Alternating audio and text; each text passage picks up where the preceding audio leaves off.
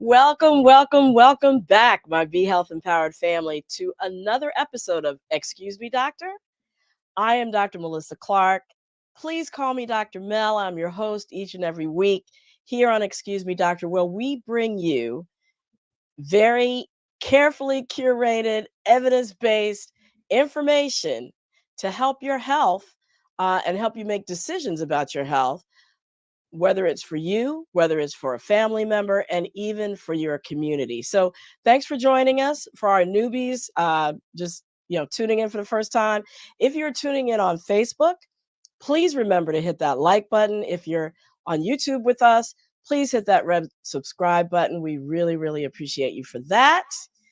And, we are here to answer your questions. So please go ahead and put those in the chat as we move through the show, because we are going to get to you. And without further ado, as I do every week, I have to introduce and bring into the studio my fantabulous co-hosts, Miss Lila Mays and Mr. Wayne Bruce. Fantabulous, even. Fantabulous. Fantabulous. Yes. Talking words, all made up words. Hello. Dr. Hey, Mel. I gotta come up with words to capture y'all's essence. That's all. I like Essence. it. I like We're just talking. Let's start a magazine or something. Look, Dr. Mel, I'm excited. I'm excited every week to be with you, but this week in particular. Why is that? Because we can ready to dig in, man. We can ready. I mean, everybody who gets a chance to get older needs to know how to get older. That's all I'm saying. How to do it gracefully, right? Yes. Gracefully. And since I'm Black, I like to age. Hey, man, aging while Black, we on. And not aging while Black. They say Black don't crack, but we need some help in keeping it all together. You don't need no help, Lila. You don't need no help. You don't need no help. Well, I think we all do, because, as you said, aging while Black, that's the title of the show tonight. African Americans have a lower life expectancy than all other ethnic groups, with the one exception of American Indians and Alaskan Natives. And that's a whole show unto itself. They unfortunately have the lowest life expectancy, but we're not far behind them. And so we're going to explore tonight, what does it mean to age as a Black person in the United States? It's going to be a two-part series, though. Part one is going to break down what aging is, what affects aging of Black people in the United States, what are the factors we haven't accounted for that help us be resilient. We're going to cover all that tonight. And then part two is going to be very special, because we are going to feature some incredible seniors.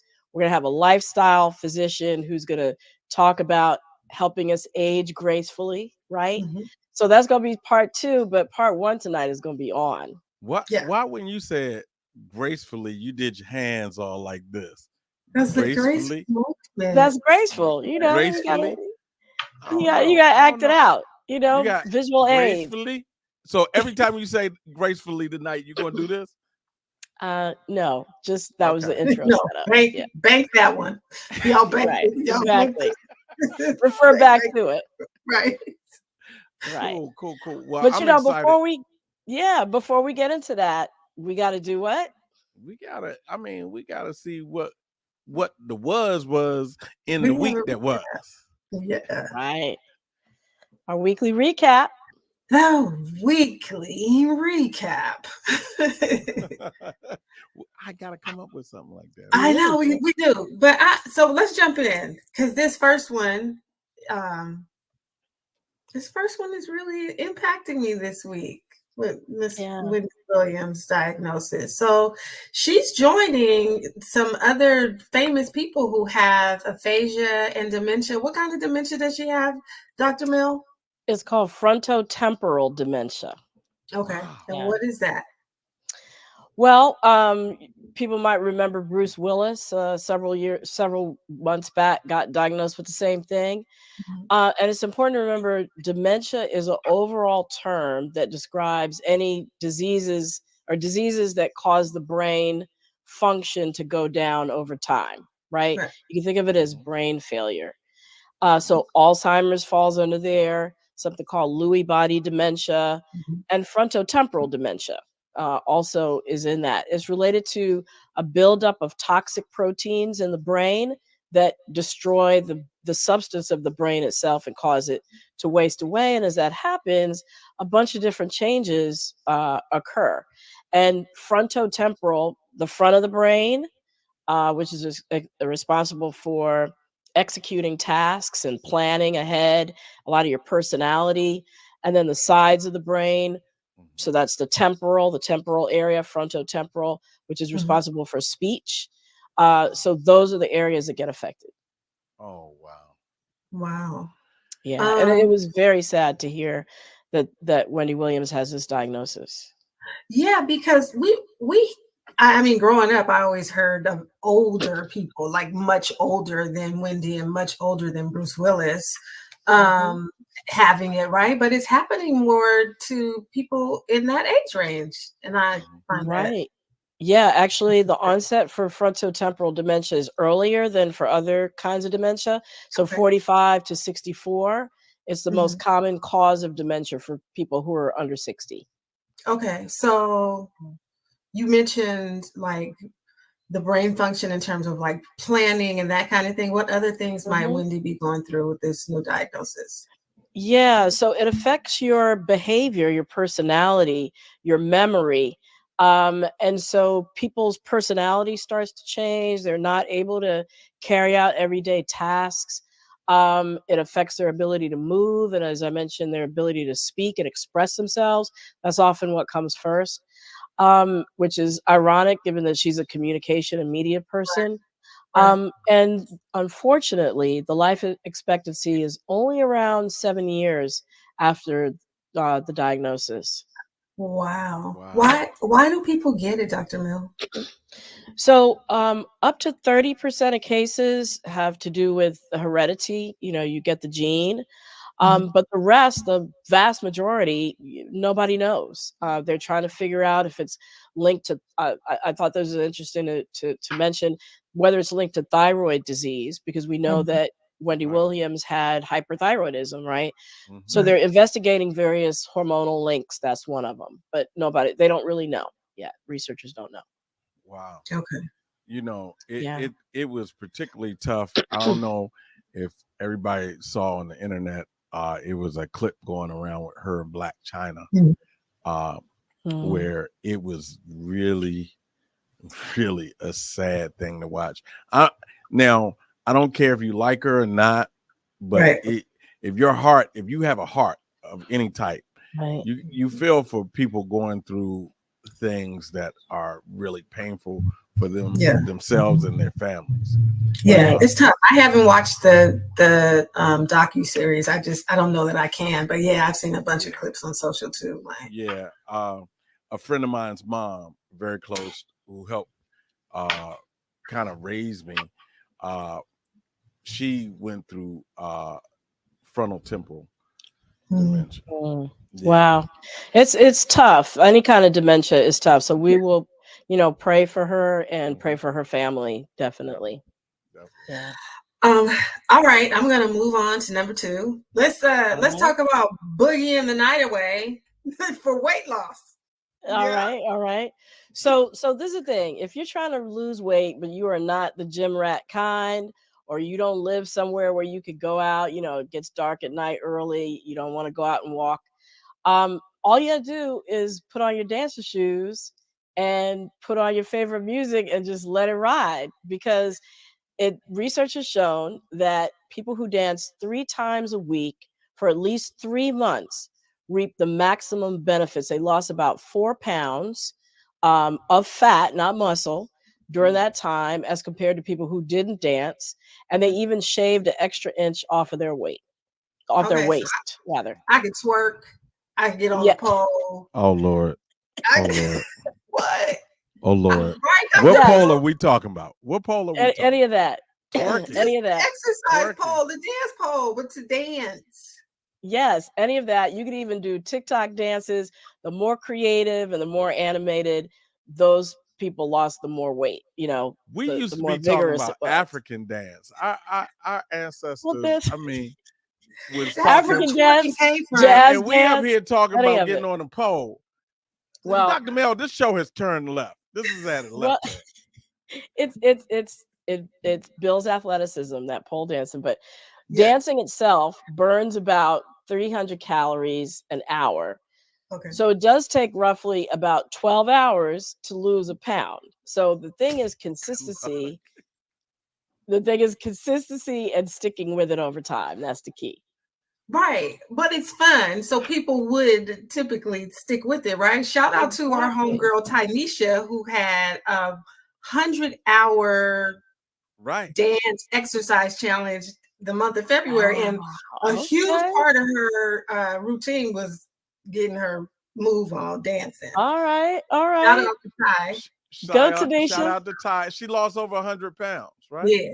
Yeah. She's working on 100.5, maybe more. That is amazing. And the other benefit of dance is not just weight loss, it builds strength, balance, coordination, improves memory. It can even improve your blood pressure and other heart health matters. You know, it's Heart Health Month. So that's important to remember and keep in mind. So while twerking, you could remember people's phone numbers. 202. I started to do a little chair twerk, but I'm going to stay still. Ray, we have one other item to hit.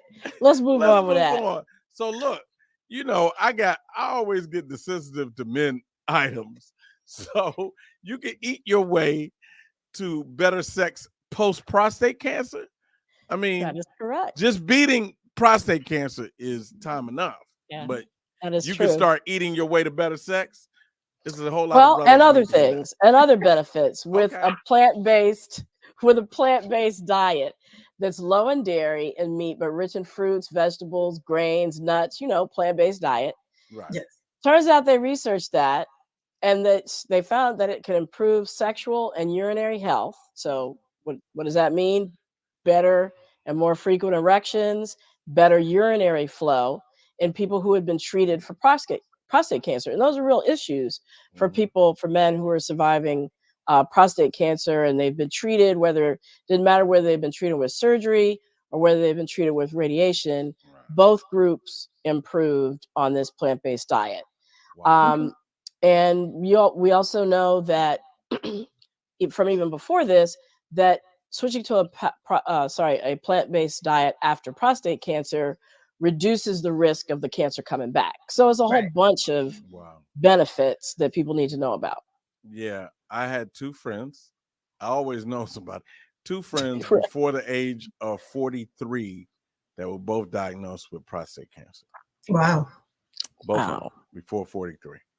I mean, and well, you need to share this info with them.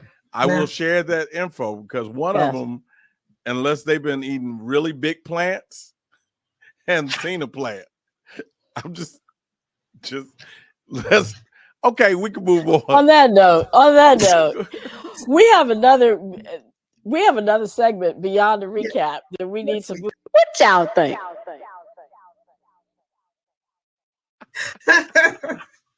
So this week, I got in these LA streets, and I asked the people if they wear their shoes or outside clothes when they get home. So we have some responses. Hi. Hello. I'm Lila with Excuse Me Doctors, What Y'all Think? Okay. And this week I'm asking people if they remove their outside clothes or their shoes before they go inside. Okay. So do you take your shoes off when you come into your house? I personally don't. Okay. I'm kind of a really messy person. Okay. And I have two big dogs that are always creating a mess in my house anyway. So I'm kind of like, whatever about my shoes and my outside clothes, you know? Yeah. Hi there. Hi. I'm Lila with Excuse Me Doctors, What Y'all Think? Today I want to ask you two questions. It's a two-parter. A, do you have a shoeless home? Yes. Okay, since it's yes, can you tell me why no shoes in the house? The shoes are filthy. They're touching all the filth and the dirt and the grime and the grit and the mud and spit. Okay, you don't want that in your house? No.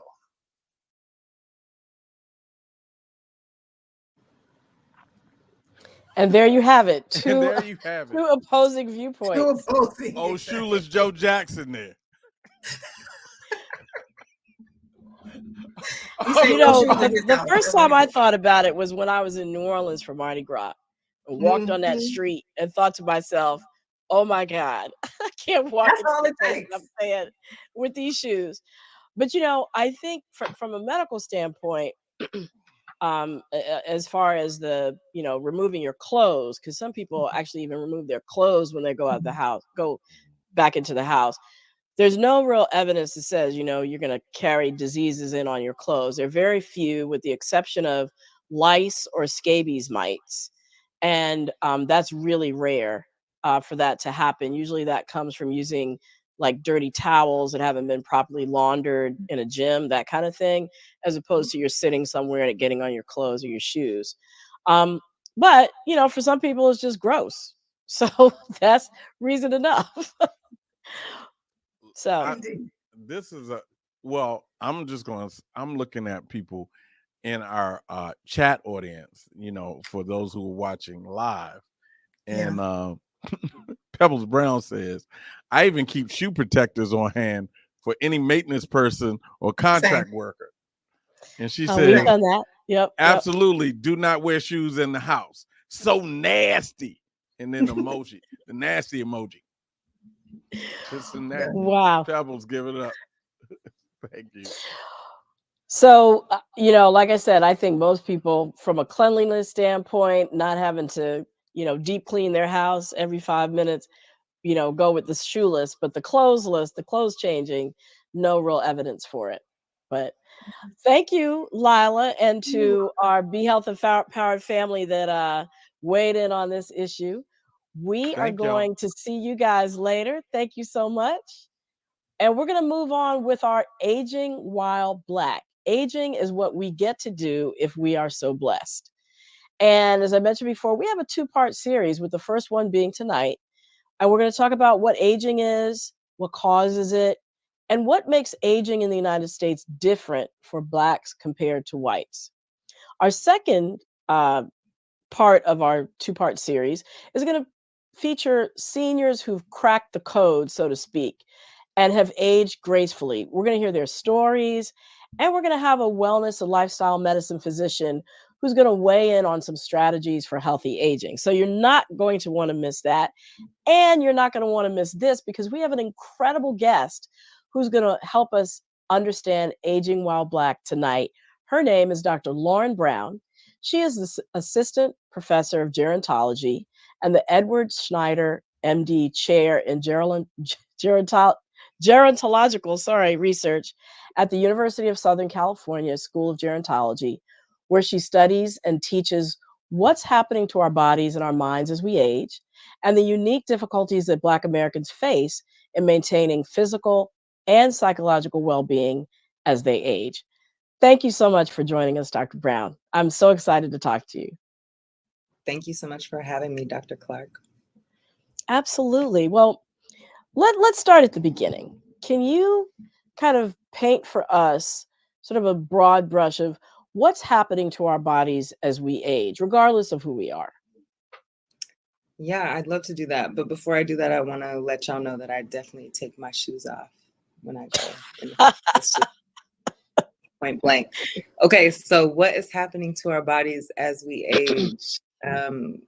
What isn't happening? There's a lot going on, and it's happening at many different organizational levels. You can think about it from from the perspective of what you're visually seeing. So we think like changes in muscle mass, changes in our hair color, our aging skin, changes in vision, changes in hearing, that type of thing. And then there's this whole other set of things that are happening internally underneath the skin that we can't always see until much later down the road. And often those are things that have to do with cellular aging, like regeneration, less regeneration, metabolism slowing down, things like frailty, organs having a harder time processing things. And this accumulation of things, these cellular things, can really lead to what we call diseases of aging that can accumulate in a way that really impair your ability to do all the things you love to do. So heart disease is one of the most common diseases of aging, and it is accompanied by the most common also cellular changes, which is this stiffening of the blood vessels and of the arteries slowly. And this starts in utero, before birth. So actually, a lot of our professors at the School of Gerontology share with folks that aging happens or starts happening in your grandmother's womb. That's depressing. Isn't that depressing? That's depressing. Before we even know what's going on, before we're even able to take it in and conscious of it, it's happening. Yeah. But aging isn't always degenerative. Aging can also be maturation in a really beautiful way, especially when we think about brain aging. I don't want to go backwards in terms of like the wisdom that I'm gaining. And there's all these other things that are happening to our view of the world that I think we would think of those more as maturation rather than like this degenerative process of aging that I think most people try to place on the label of aging. Right. Sort of being able to synthesize and bring together all our experiences and how that sort of reflects, creates a new perspective and a new way of seeing things every time we have another experience. It's a beautiful thing. You mentioned the term regeneration. Can you break that down for us? Yeah, so regeneration, I think that also kind of comes up with things like elasticity. We can really think about that with something like Alzheimer's disease, or you mentioned dementia, and we were talking about Wendy Williams. And when you're younger, as a child, your brain and your body is really elastic, really regenerative. So if you break an arm, your body is really able to fix that very quickly, much faster than what happens in older adulthood. That process of regeneration slows down as we age. And so if you get hurt, if you get injured, it's harder for your body to recover from that.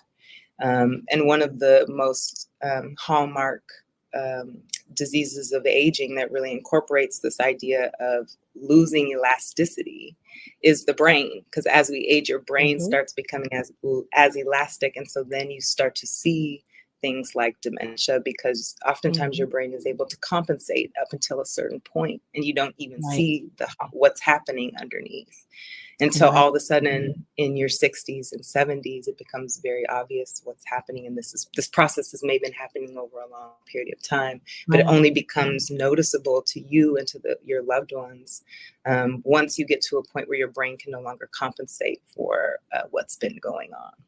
So that elasticity. I love that.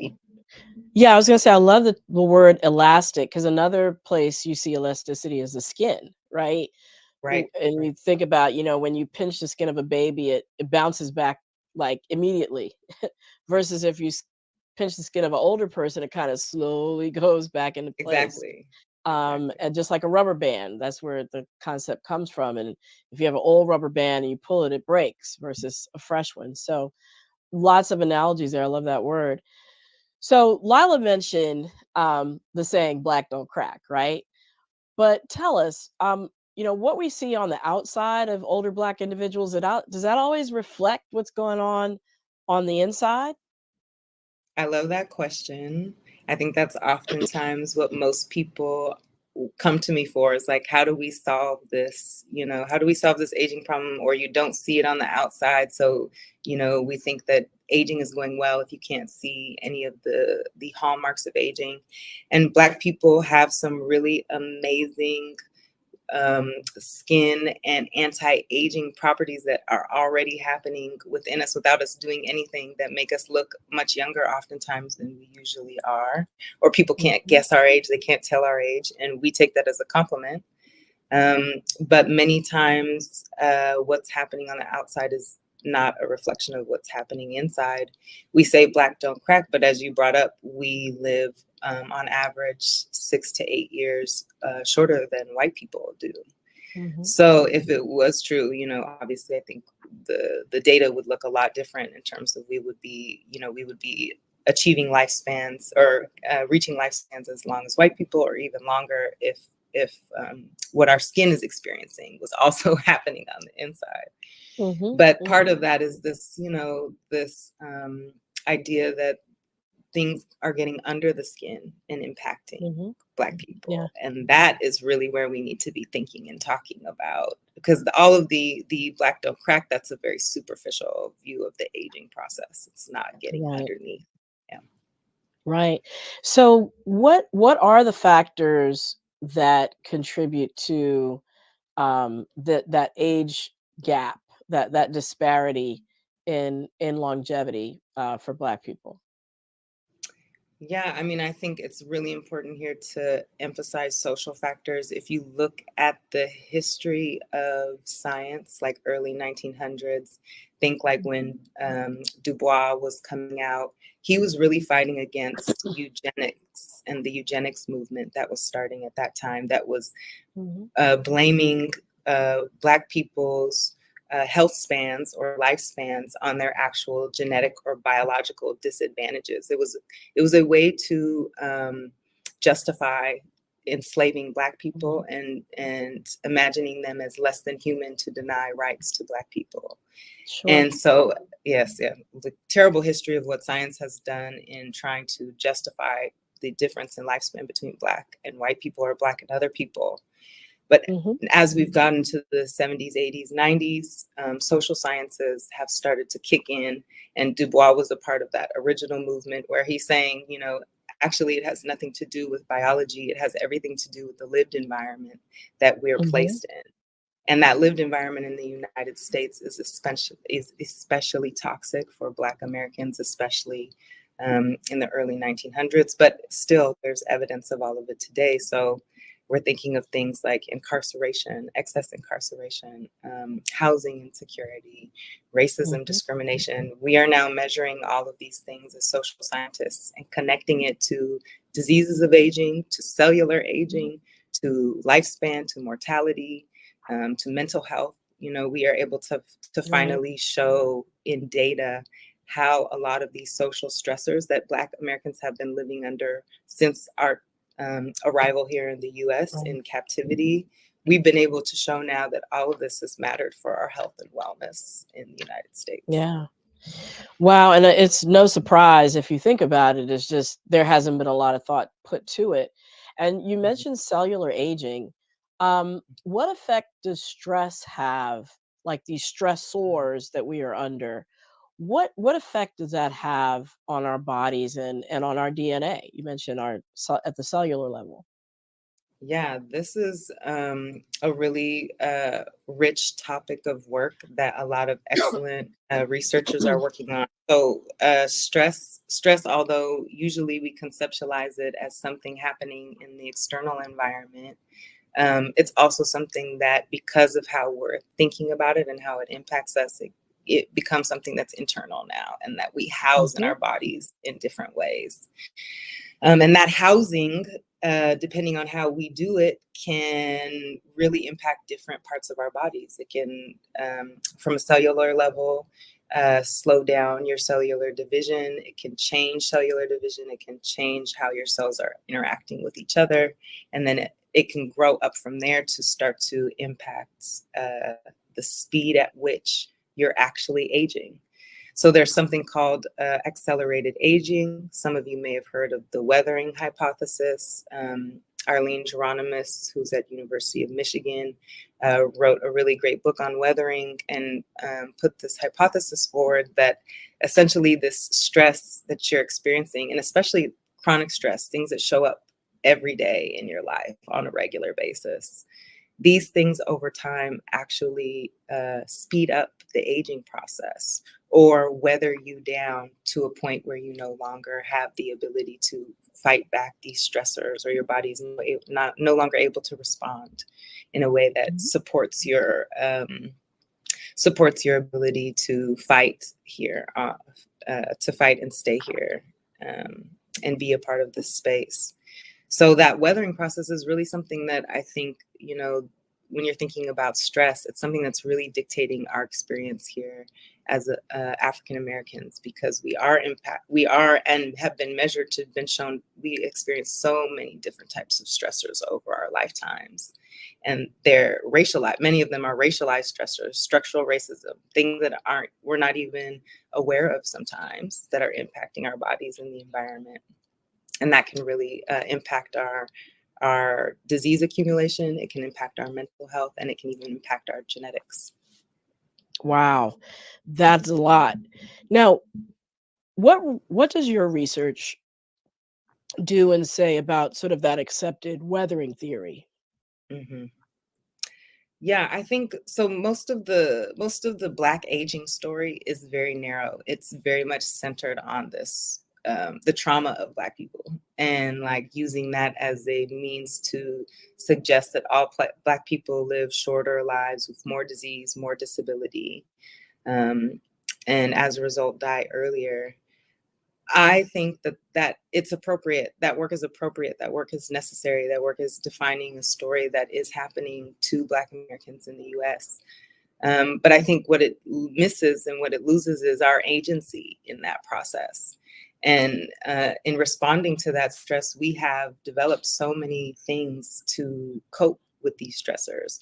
Honestly, it's amazing. We're only 6 years behind white people with the experiences that we've had in this country. I know. Isn't that amazing?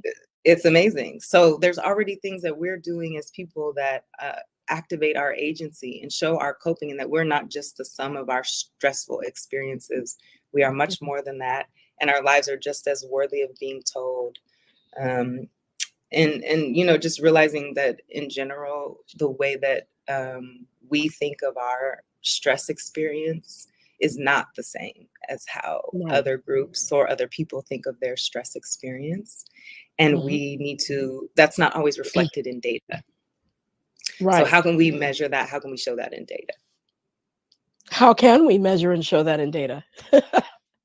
This is first of all, it starts off with the data infrastructure being totally colonized by some groups of people in the scientific space. It's like less than 4% of all biomedical researchers and academics are African American. And so our views and values are not being incorporated on any level, not to mention then trying to get to actual people living in the community and talking to them about their experiences, and then using that information to inform our data practices. Black people are not being engaged in the data collection process at all.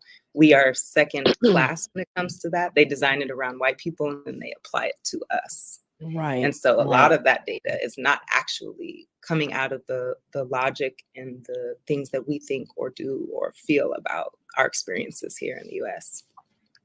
So what are some of the specific social and cultural factors that you think influence the way that we think about the aging process, think about the stressors that otherwise would cause us harm? What are some of those things that are making Black people resilient? So, well, I'll say first that like the things that confer the most advantages in health for white Americans are education, income, and wealth. That is definitely not the case for Black Americans. That is not where we are putting all of our coin in terms of like where we're manifesting health and wellness. That is really where white Americans and Europeans are manifesting a lot of their health and wellness.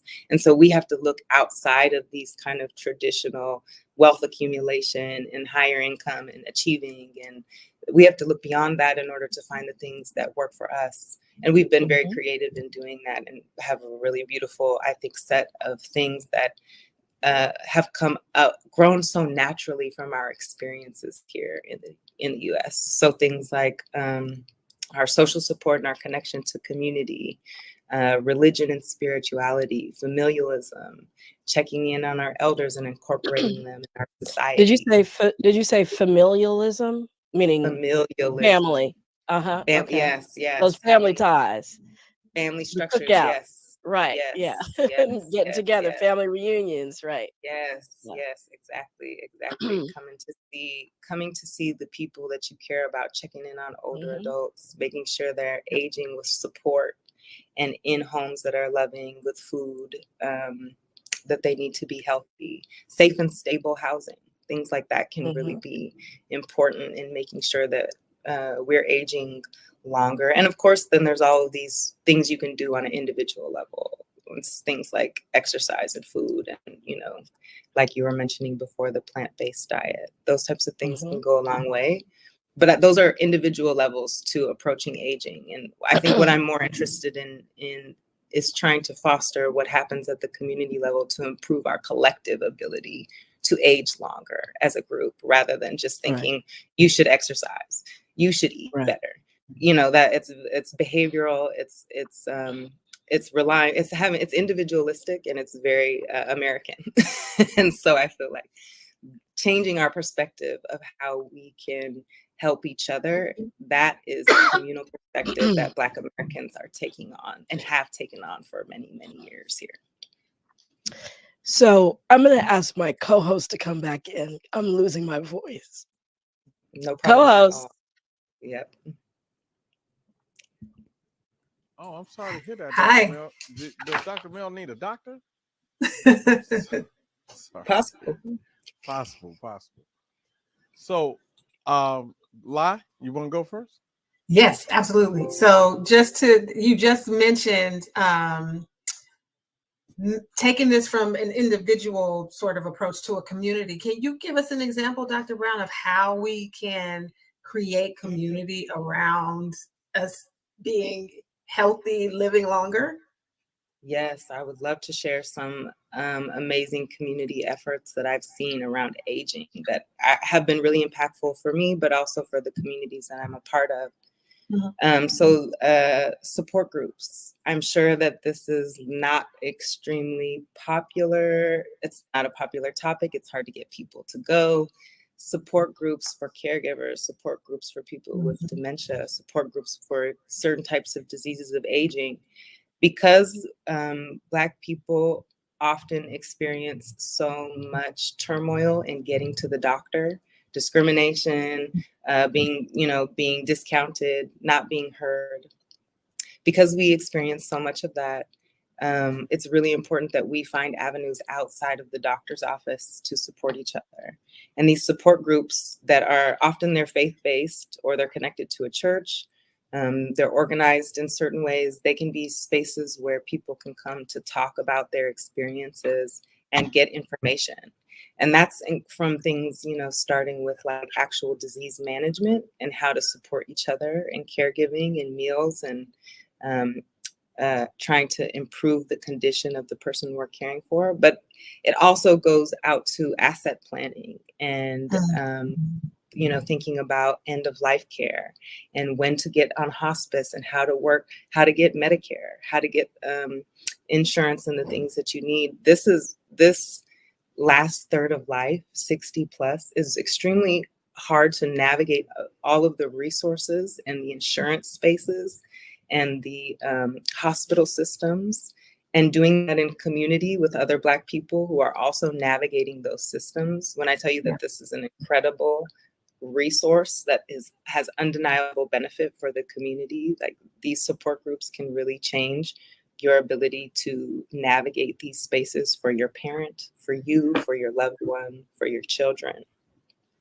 So I would highly recommend those. The other thing that I think, that I've started to see really come into the spaces that I'm in terms of data collection and how we're even getting data to be able to understand the aging experience of Black people. Something is this organization called Data for Black Lives. And they're really trying to fight the capitalistic and colonialistic approach to data collection that has disadvantaged Black people over time. And we are not a part of the data creation. We don't own our own data. We have no control where it goes. So organizations that are really trying to change the data landscape so that Black people can become invested in research, they can control their data, there's some benefit sharing, It's not exploitative. It's connecting them to services that they actually need and not just planning for some unforeseeable future. You know, science and research have a long way to go to improve the relationships they have in the community.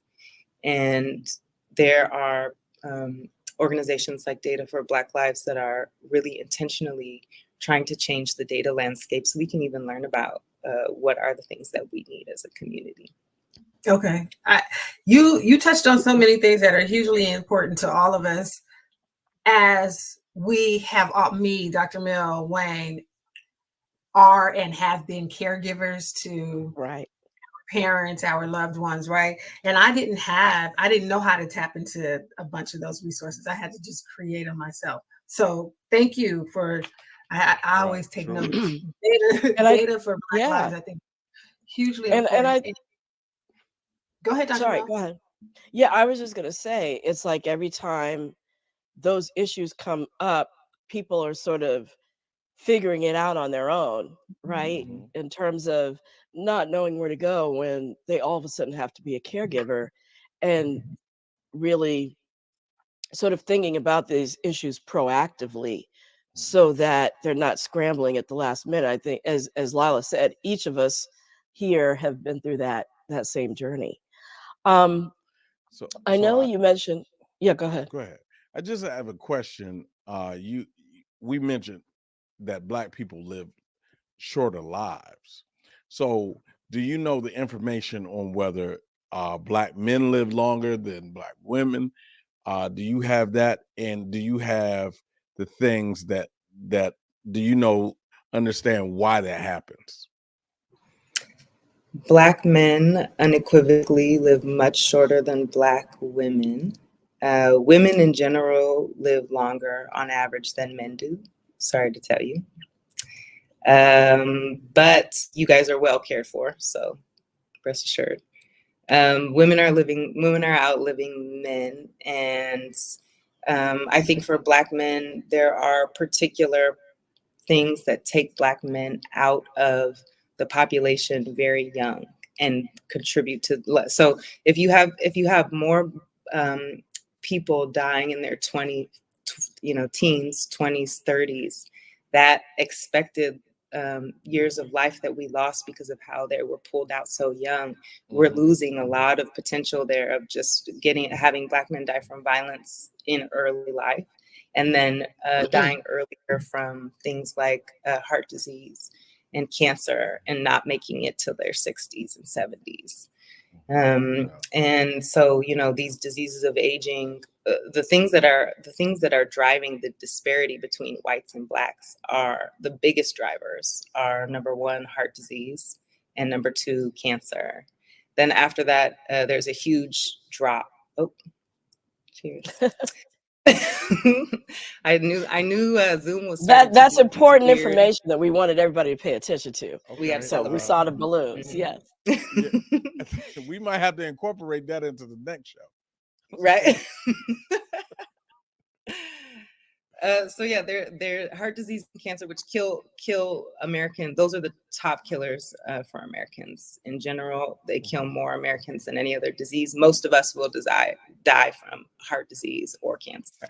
Wow. And so those things are also killing Black people earlier in the life course, pulling us out of the population earlier in the life course and shortening our lives. But Black men are also dealing with a different type of pandemic because they're getting pulled out in their midlife from violence, which shortens their lifespan in a very real way. So while we think of like research on aging as something that's really thinking about like a slow process, what's happening to Black men in midlife is still a part of this story. And, the violence that they're incurring from the police or whoever it may be is really actually a story that goes within this aging tale as well for Black people.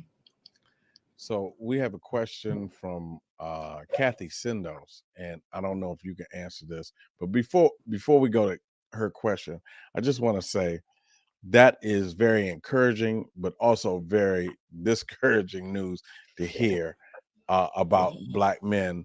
What I was encouraged by was we get taken care of really well. That's a good thing. But let me say this, on a personal note, I was hanging out with my 90-year-old cousin last week at a club. Male cousin, right? Male cousin Amazing. at a club. And I left him there. Oh my God. I had to go to Amazing. sleep. With other people. You didn't leave him alone. Oh yeah, I ain't leaving alone. He had his girlfriend and the rest of the family. But he was definitely there His listening girlfriends. to the DJ. And he outhung you, in other words. Yeah, I had to go home. So Mhm. Kathy Sinnos asked, at what age should people transition to their care to their gerontologist? At That's a what point should you start question. seeing a gerontologist? Are you want to go ahead? Well, I think, the considerations around aging and cognitive change and how your body repairs differently starts probably in your 60s. I don't know that there's a particular age. We have young 60s, we have old 60s. I think it probably depends on your burden of chronic disease at that point in your life, but somewhere in your 60s is probably a good time to transition. And I know, one of your research interests, Dr. Brown, is research on DNA, and issues around privacy and how it's used. And of course, getting DNA samples are important for understanding the aging process. Um, but as Black people, engage in DNA testing especially for purposes of figuring ancestry and roots, what are some of the things that they should keep in mind? Thank you so much for this question. I really like trying to help people see what Ancestry and Me or 23andMe are really sharing with you, and also what risks it's posing to you as well. And it's not a risk-free space. There's a couple of things that are important to know. First is that the business model of Ancestry, which is that you are paying them to assay your saliva. And then they also are going and selling your data in aggregate, most of the time, not at an individual level, but in aggregate to other companies. So they are making money both from you and from these corporations that are buying your data. So it's a win-win for them. All the data agreements that you agree to when you hand over your saliva, that also can be stored and reassayed as technology improves or changes. They can go back and pull that saliva from the freezer. They have storage spaces for these where they save them and they can reassay them as the technology changes. And so if something new comes up and this is approved for them to use, your data will automatically go through that process, whether you want it to or not. So that's why sometimes they update your data and you're getting new information if you're historically been a part of this. And if you've ever tried to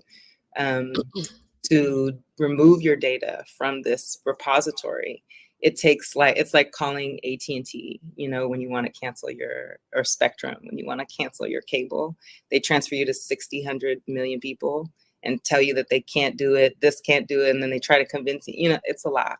So your data is actually being stored and can be reassayed, and they can sell it to third parties. In addition, these databases are searchable by the police. And there's a lot of stories of people getting caught for lots of different things, which is also very dangerous for Black people for many different reasons. And then on top of that, the worst thing is that what they're telling you about your health, most of it is actually wrong and actually not meant for you. So all of the ways we know about genetic science is through reference databases, which means that we have to understand genetics by having other people's genetics in a database. And all of those databases, they're 80% European, and much smaller percentage are Black people, even though the world is like 16% European. So all that we know about genetics is coming from European data, which means we don't have the world diversity coming from this space. So when they tell you, you're at more risk for developing diabetes in your 50s or your 40s. That's really a marketing ploy to get you to buy things that will change your risk for diabetes. Whether or not you get diabetes is actually based on many different things that are lifestyle based and may have nothing to do with your genetics. It could be, but it could also not be. It could be familial, but you can also change that course of history. And much of that is a way to get you to buy other things. Right. And we talk a lot about, you have a gene, but it's really how the environment interacts with your gene. So it has, the whole nature versus nurture. It's more about what you're exposed to, your environment, the things that you do and expose your body to that actually govern whether that gene gets turned on or not. I just want to say what you're talking about with these companies is different than actual medical researchers at an academic institution where you go and you actually specifically consent to a study for a specific thing. So we don't want to discourage people from research, but just realize that a lot of these companies, with the exception of African ancestry, I might say, you know, do those, make money on both ends, as you mentioned. African ancestry doesn't sell your DNA. So that's really important, I think, because you mentioned the reference databases. That's how we understand, some of these concepts around aging and how stress affects our bodies. What would you say are the key takeaways that you really want our audience to remember to support healthy aging as we move forward? I'm feeling like, one of the things I want people to understand is that medical science has its limitations, especially data science, and especially data as it relates to Black people or minoritized populations. Most of what we know about health and aging is coming from a predominantly white population, and it does not mean that this applies to you. And so taking it very seriously sometimes is not the right way to, or taking it as Bible, taking it as something that you have to follow, or that this is the only way for me to live long. That's actually not the case. There are tons of dynamic factors that are changing the length of your life. And then the other thing that I would say is, you guys are already coping, surviving, and aging well in the US, despite what's happening to us here. And so, I think the desire to continue to live, we're seeds here, keep watering yourself, take a walk with somebody you love, sleep, rest. Those things are really, really important for us to be able to maintain our bodies, our health and wellness here, and to keep pushing, because we are coping and we are moving and we are changing. We've been doing that for a very long time. So it's like, keep it up. I'm not here to tell you to change it. Like we have the secrets, and we already have been having the secrets. So keep digging into that and loving on the people around you. I love that. I love that. Do we have any other questions in the chat or? Well, I wanted to I have a statement about what Dr. Brown just said. One of the things that I so enjoy, and we kind of talked about this before we came on air, is I live in a neighborhood where there's a village. And so you might run into anybody in Leimert Park Village, right? But what they do almost daily is their drum circles, and there's all this activity, and they're seniors who are out there walking around and being in community with each other. And I can't help but think that has contributed to them still being around. So that excites me, just living in this community and being in community. I got to figure out how to do some other things, but thank you for sharing that before we even came on the air. Someone else said on Facebook, I'm sorry, I'm looking at another computer. Oh, it was Michelle Walker Scales. And this, Michelle, I mentioned that because you said you love asking elderly people what their secret to long life is. And I know some of those folks in Leimert Park doing those drum circles, that's what they'll say. Coming outside, getting some vitamin D, and being in community has certainly supported them living longer lives. Right. And on the flip side is that social isolation. Yes. That really causes you to age prematurely. That was one of the concerns during COVID with everybody having to isolate, and how that may have led to depression and early demise, even aside from what was happening with COVID, the disease itself. Right. So, Yeah. So that's community. it. That's a wrap up, Doc. All right. Well, what an amazing guest you are, Dr. Brown. Thank you so much. I apologize for my little throat difficulties there. I'm back in the game now. But thank you so much for being with us. Of course, thank you, Lila and Wayne. Thank you, Be Health Empowered family. You're amazing with your questions and comments. Stay tuned for part 2 of Aging While Black, because we are coming back with this same topic, but we're going to be talking with seniors themselves directly. We're going to talk to a lifestyle medicine physician, and we're going to talk about aging gracefully. How do you do it? So catch us again. And until I see you, remember, be wise, be well, and be healthy. Thanks for joining.